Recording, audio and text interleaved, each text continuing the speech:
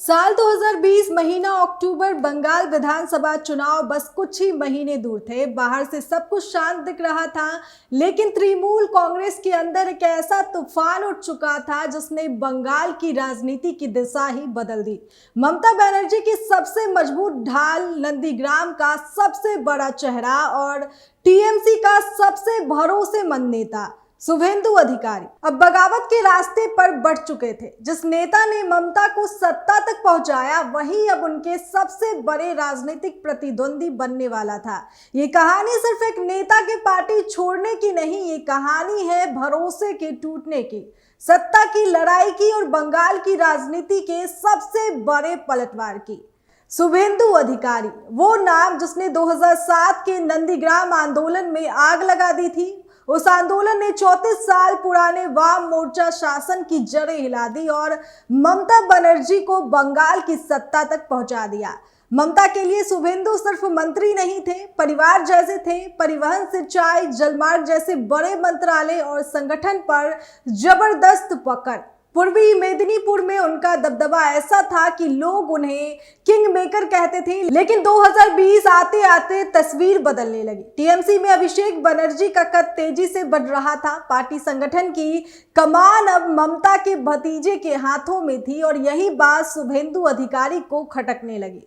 Party के अंदर तानातानी शुरू हो चुकी थी। अक्टूबर 2020 में खबरें आने लगी शुभेंदु और अभिषेक के बीच सब कुछ ठीक नहीं। फिर शुभेंदु ने खुलकर हमला बोलना शुरू किया।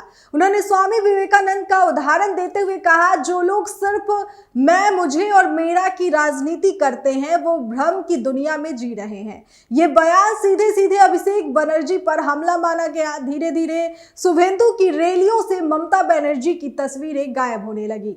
नारों में तृणमूल शब्द कम होने लगा और बंगाल की राजनीति समझ चुकी थी कुछ बड़ा होने वाला है। फिर आया 25 नवंबर 2020, जिस दिन टीएमसी और शुभेंदु के बीच की दरार लगभग टूट चुकी थी। नंदीग्राम आंदोलन की ब्रजघाट पर भी शुभेंदु ने पार्टी के बैनर तले कार्यक्रम नहीं किया। 26 नवंबर को उन्होंने हुगली नदी पुल आयोग के अध्यक्ष पद से इस्तीफा दे दिया और अगले ही दिन ममता कैबिनेट से भी इस्तीफा।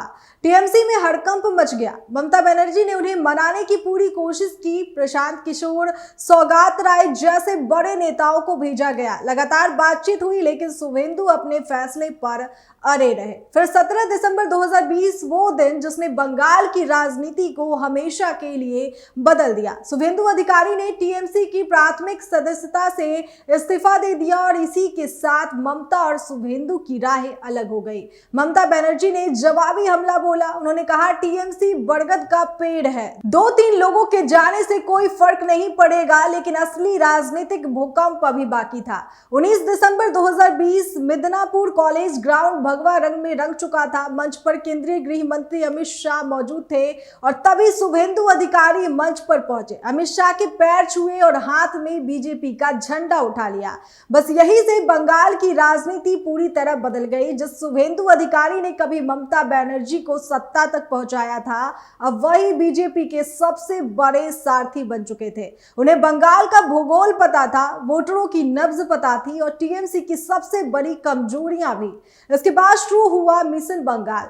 गांव-गांव संगठन, जनसभाएं, रणनीति और लगातार ममता सरकार पर हमला।